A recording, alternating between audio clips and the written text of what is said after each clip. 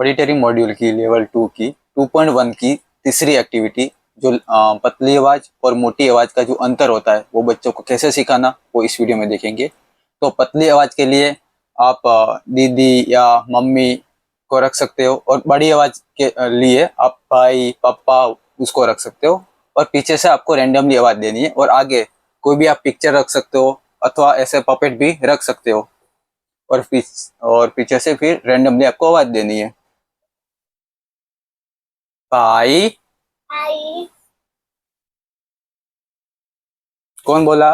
Yes, very yes. Good. दीदी। Yes, very yes. Good. दीदी। Very yes. Good. कुत्ता। Yes, very very good. Good. बिल्ली। Yes, very yes. Good.